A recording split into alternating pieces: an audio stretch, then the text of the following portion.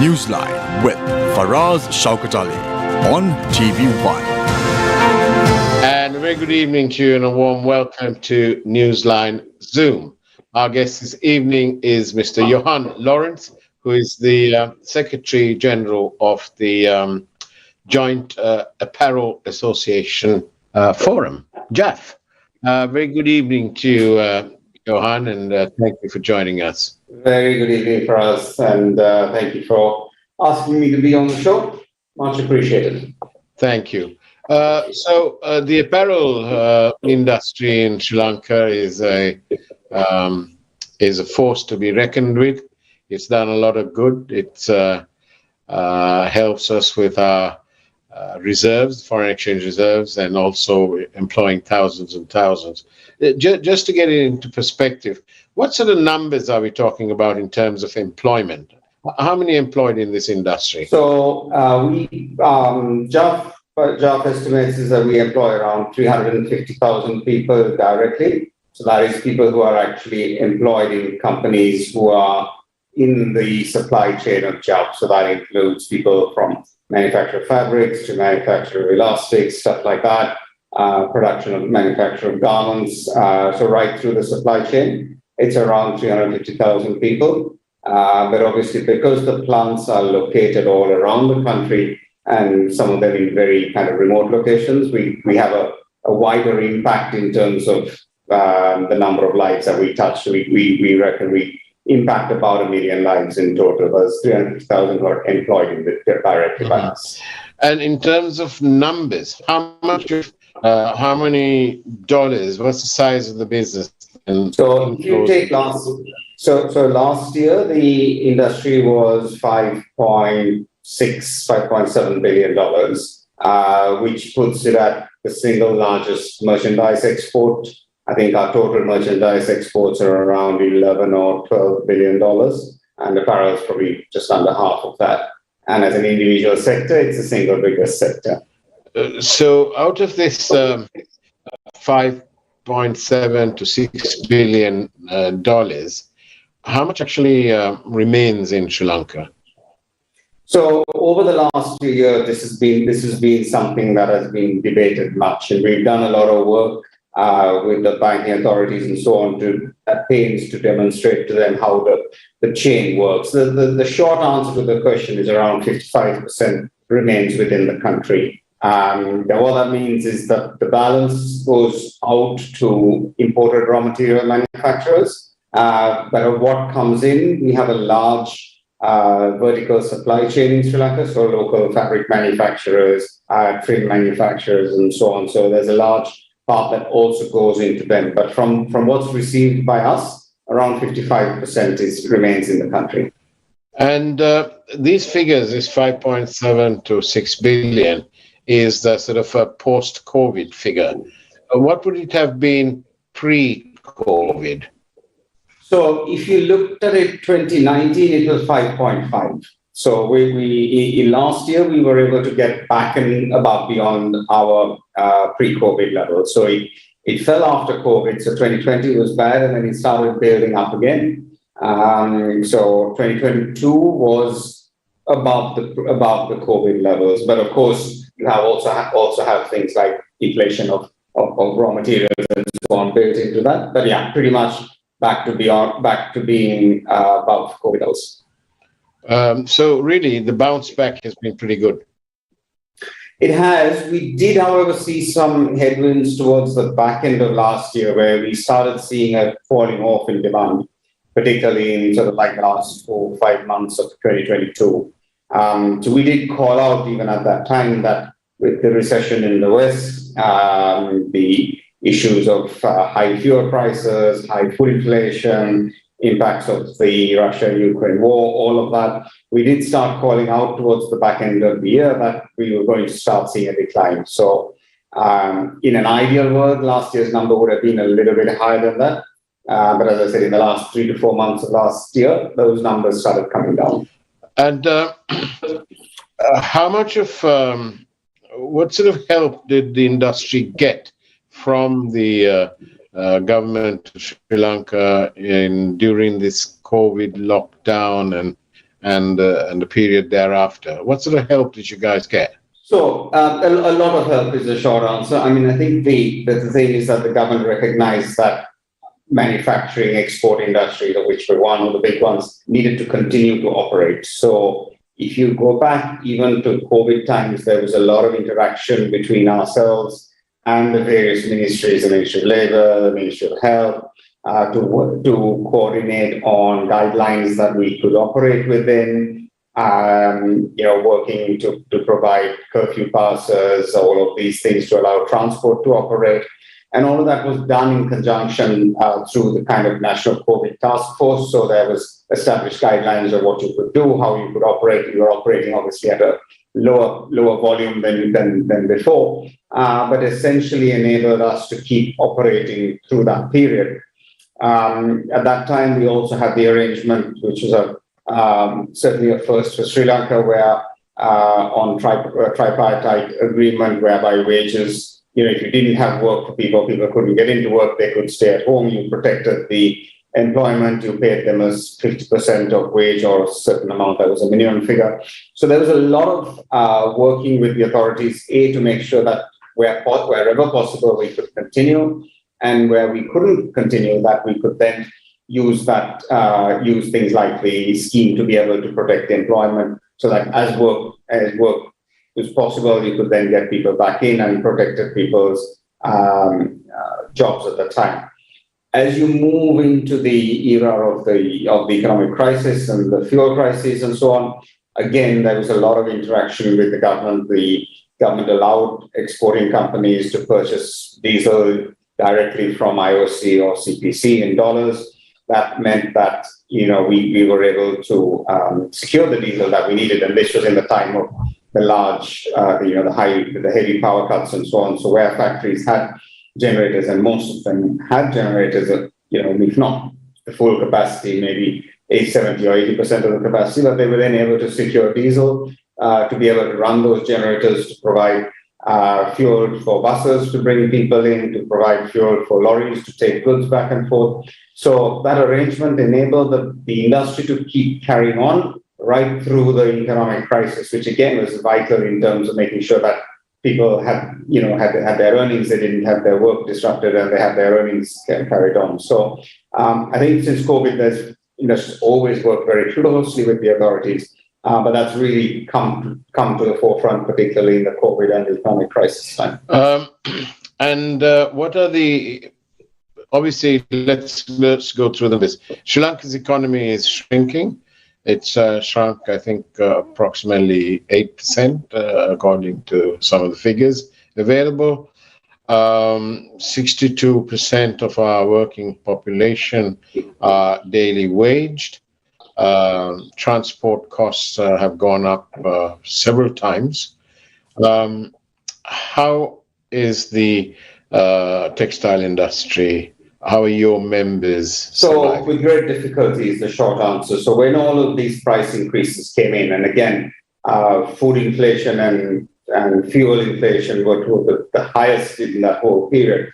And again, factories provide meals to employees, factories provide transport. So these are big ticket items for companies. Admittedly, when the rupee fell, then that made life easier because that offset part of it. But even at that time, the overall level of inflation was so high that you were just not able to cope. As we come out of that cycle, and as the rupee starts getting stronger now, it's important that these prices start coming back down, because without that, we will then run the risk of making ourselves uncompetitive on price. That's the real danger right now. And how many of your members, their factories, would rely on renewable energy to power as their power source? So, as you know, a number of them have large scale sort of rooftop. But obviously, the way the system works in Sri Lanka is you use that power to sell it to the grid. You don't use it for yourself per se. So, under the CB scheme, if you're what you have to do is to sell it back to the grid, and then you should be getting paid for that. And that therein lies another issue where again, there have been delays in terms of getting payments for power that's generated. I don't actually have a number of the overall generation, but it is significant. I mean, a lot of the bigger companies are all completely fully roofed up in that sense. There is room for more, but we need to wait until the amendment to the CB Act to allow power wheeling, and that will then open up the scale for even more. But it's important when you do that you actually get paid for the power that you've generated.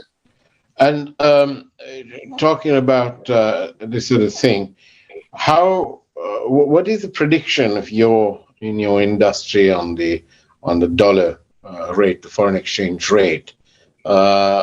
Your industry, more than anyone else's, would be in the habit of looking forward several months down the pipeline. Where do your number crunches? And unfortunately, there are two schools. This one goes left and one goes right, unfortunately.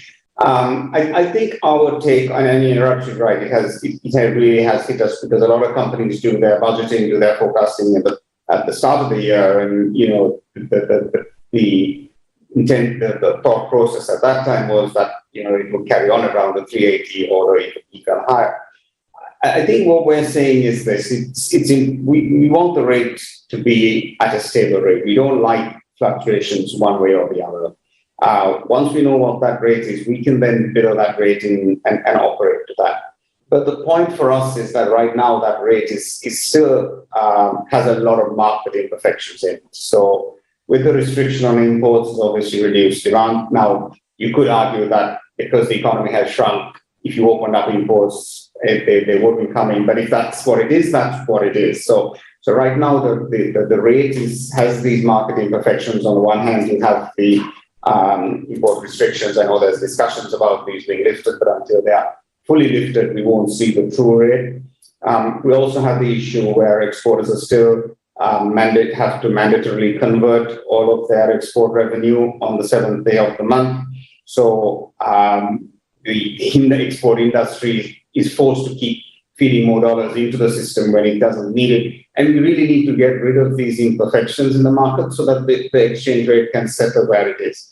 I think the answer to the question, where will it go, it really just does depend. I mean, different people have different views on it. Foreign exchange is not one of my specialty areas, so I couldn't tell you, but I think most people are working that there will be some much smaller range of movement to where we are rather than see any big changes. But it is important that these market imperfections are removed so we can get to a correct rate, because right now you have a situation where, for example, importers import into the country, but they might take a decision like, no, I'll wait for another 2 days to clear my goods because I know the rupee is going to strengthen, and I don't mind paying a day's demurrage or 2 days demurrage because I'll get it at a lower rate. So all of these things have to come out of the system, and then we can get to what is a stable, accurate rate. And I think that's the key to where it is. So, I know you said, and I hear what you say, that you're not an expert in the finance side of it, but within your workplace, and you hear chat here and tittle tattle here and there, like I do. When I go into the first floor, I hear from engineering and all sorts of jolly things, and I learn different things from them, from the likes of Navikshas and the Harshanas and the Simbalas of this world. So like that, do you hear some numbers that doesn't make sense? I think the numbers that make I think the numbers that we kind of hear that get talked about is probably around 320, 330 throughout to the end of the year, somewhere in that sort of range. So not a wide range of movement from where it is. Mm-hmm. Again, as things develop, but I think that's kind of the view of the longer term view to the end of the year. And just as we sort of, in fact, we can take a break now, I believe. Let's go for a quick break and listen to this evening's headline news from the wonderful primetime news team on the third floor. And we'll be back as we are in conversation with Yohan Lawrence from JAF. We'll see you on the other side of the break. Thank you.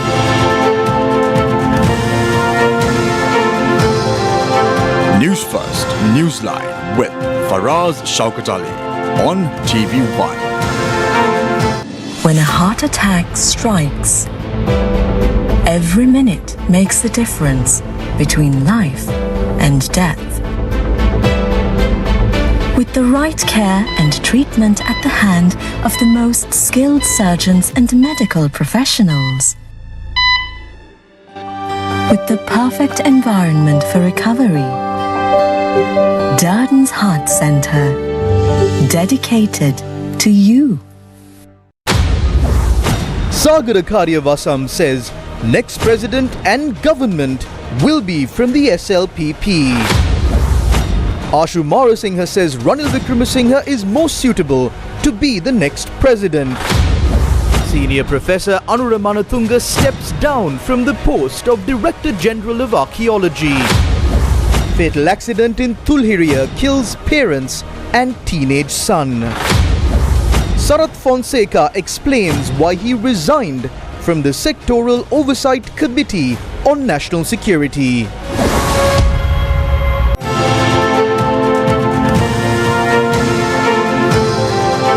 News First, Newsline with Faraz Shaukat Ali on TV1.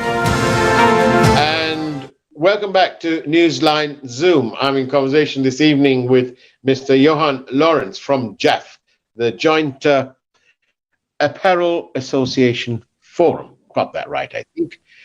So welcome back, Yohan. Tell me, what are the other challenges? How about VAT and SVAT and this VAT and that VAT? It's all, Sri Lanka is full of bureaucratic nightmares and red tape, which back in Britain, back in the days of Margaret Thatcher, she took all these red tape and dumped it in the nearest dustbin. And Britain is now one of the easiest places in the world to do business with. So continues to attract very, very big business here. What about in Sri Lanka? Why are we stuck in this bureaucracy? So I think bureaucracy. We've been battling the ease of doing business for a long time. I mean, if Sri Lanka is to remain competitive in the market for foreign investment, in not just apparel but in any other sector, the ease of doing business has to improve. It has to get quicker. It has to be easier, and we have to have a better reputation in this area. The one that's kind of the burning issue at the moment, as you touched on, is this issue over VAT. And just to kind of hark back, this goes back to, so in the previous era, we used to have a VAT refund system. So an apparel exporter is exempt from VAT.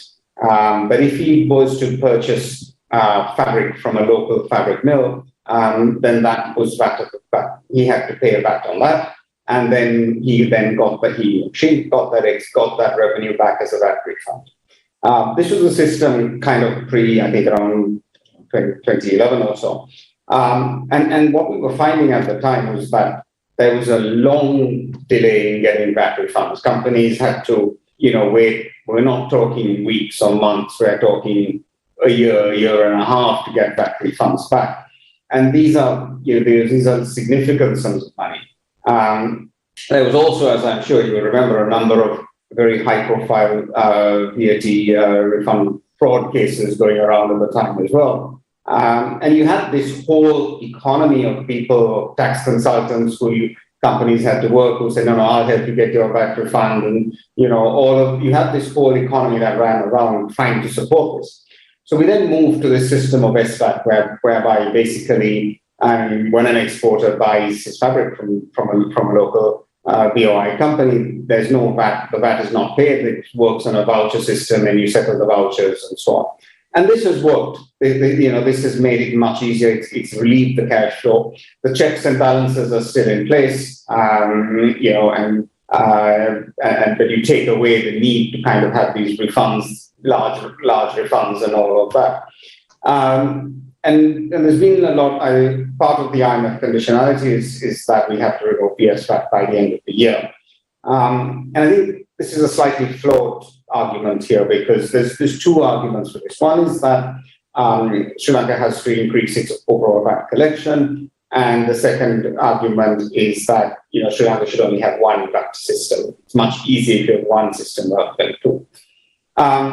So in terms of the argument about VAT revenue, removal of SVAT is revenue neutral to the government. The VAT that an exporter pays is refunded. So it doesn't actually increase the percentage of VAT to GDP or anything, because that money comes in and goes out. What it does is it increases the cash flow, but it makes no impact on the VAT. So it's important to point out that removal of SVAT is revenue neutral to the government. Secondly, when we had the VAT system, the second issue is about having two systems of VAT, where you have people pay VAT or you have SVAT, and I think the recommendation was that one system was better than two. Now, whilst that argument has merit to it, that obviously has to be linked to a very efficient refund system. You cannot have a system whereby companies have to wait over a year to get their VAT back. And this is now a bit of a chicken and egg situation, because you're not able to prove that you have an efficient refund mechanism until you remove it. And if you remove it and you don't have an efficient refund mechanism, we're doomed. And from the export community, and it's not just about all of the other exporters, are also saying this: look, whatever you're doing with SVAT, keep it for the exporters, because at a time when companies are suffering, markets are down, volumes are down, to put something in place that immediately has an impact on companies' cash flow is really not the right decision at the moment. There are other sectors who get it, and maybe they need to look at doing something there. But our view is that for the export sector, we should keep the SVAT system in place, certainly until there is a proven mechanism of a VAT refund that happens within days. If a company pays its VAT and it's not due to pay, sort of akin to, when you shop in the UK and you're taking the goods out with you, you go to the airport, you give your voucher and you collect your money. It works seamlessly. They don't say, yeah, okay, I got your paperwork, call me in 6 months and I'll give you your money back kind of situation. So our argument is that, removal of SVAT for the export sector at this time is just the wrong thing, and it doesn't achieve the objectives that we're looking for. So it's a bit, why would you want to do that, and why would you open yourself up again to the impacts of fraud and so on, which are well documented and well documented cases of fraud that happen. So we really don't see that as a move that's particularly good for the export sector right now. And Yohan, I don't say it lightly, I really do mean it. But getting money back from the government to Sri Lanka, really? Is that really workable? No, absolutely. And this is why we're saying we shouldn't pull it out, because, our track record in this is dire, to put it mildly. So, why would you take a sector like the export sector, which is so crucial to the economy at the moment, so crucial to bringing revenue, and say, well, let me just take 15% of your revenue and I'll just, play with it in the system until I find the time to give it back to you. And what this will do, one of these kind of unintended consequences of this is it'll just make it easier for a company to import fabric rather than buying fabric locally. Now, we've been at pains over the last so many years to build up a supply chain within Sri Lanka. We have, fabric, elastic, trims, buttons, bags, laces, you name it. We have all of that industry here. But if we then go and make it easier for somebody to purchase those from overseas rather than purchase locally, that's completely defeats the object of the exercise. It completely, just goes against the grain. And again, as I say, at the end of the day, if it's not achieving any goal, if we say, yes, by doing this, you achieve this bigger goal that's worth all of that, then it's a discussion. But here we're not achieving anything because there's no change in revenue to the government by doing this. So why would you do it and stress the system at a time like this, particularly on the export side? And what do you think? Do you think it'll go the way that the industry would like it to go? Well, we're hoping that some common sense will prevail. There's been a lot in the press over the weekend and so on about this. Tax experts are saying this. The sector is saying this. The audit firms are saying this. So, one assumes that some logic, some settlement would come to play, whereby at least for the export sector, this is protected for the moment. Maybe it's phased out over a period, and we establish that we do have that effective refund mechanism, and then we should look at it. It just goes against the grain to be looking at it right now. Investment in this industry, is it something that you would encourage newcomers to get into? So I think the question is this: if a company I'd encourage it from job perspective, but we have to make it the right choice. So we have, obviously we have foreign investors who want to invest, and we have local investors who want to grow. And the thing is that Sri Lanka needs to be the preferred place for that investment. We need to have the right preferential trading agreements in place. We need to sort out our ease of doing business. We need to have the POI operating like a proper one-stop shop, so facilitating investors. We need to put all of these blocks in place, and then we will become the right place. One of the pieces to that blocks is, of course, being competitive in price. And this is something that, particularly with the dollar, with the rupee getting stronger, is something that is being lost a little bit here, because on the one hand, we're seeing the fall in demand due to demand conditions in the market, but there's also a few underlying issues. So, for example, there's a lot of pressure on price right now, and Sri Lanka is just not able to meet some of the price targets that customers are wanting. And what this means is that we're seeing countries like Bangladesh doing much better than Sri Lanka is doing. And this is because of the fact that we're just not that competitive. There's a lot of, electricity rates is a topic of discussion currently as we look at the new rates for the second half of the year. And when the power rates went up earlier in the year, in dollar terms, that made us about on par with some of our competing countries. Today, we are now more expensive in dollar terms. And more importantly, if you look at it, at the time when the prices went up, we had a much higher exchange rate, we had higher fuel prices, we had higher coal prices, and the CEB had an overestimation of demand.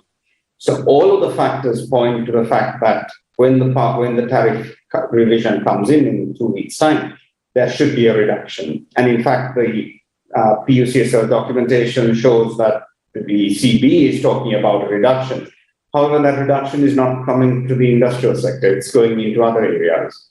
And our argument is, look, we took this 60-70% price hike earlier in the year on the basis that was linked to, the exchange rate, the price of coal, the price of furnace oil, all of these factors. If those have all come down and the CB has now agreed that their estimations of demand were wrong, and the issue when they overestimate demand is that then overestimate the use of furnace oil and diesel powered plants, which are the most expensive. So when they overestimate demand, they have a higher price point. So with all of these factors going, and the CEB also saying, yes, there is a price reduction that is due, then why would you not give that price reduction to the industrial sector? Why would you keep it at an uncompetitive rate? And these are the decisions for us that happen that make Sri Lanka less competitive. So yes, we can say that this fall in demand is due to the market demand, and to a greater part it is. But these underlying factors have to be resolved. Otherwise, we will never get back to that 5.6 or 5.7 billion that we have. That is the danger. That we might come out of this, but we won't get back to where we were. I want to ask you one question about the industry. Which were the years? Which were the golden years? Shall we put it that way? When we're all having a hard time, it's almost natural for people to think back and hark back to the good days. When were the good days in your industry? I think the pre-COVID time, I mean, up to the point of COVID, I think we were on a nice upward trend. We were seeing investment coming into the sector. We were seeing Sri Lanka being competitive in its pricing.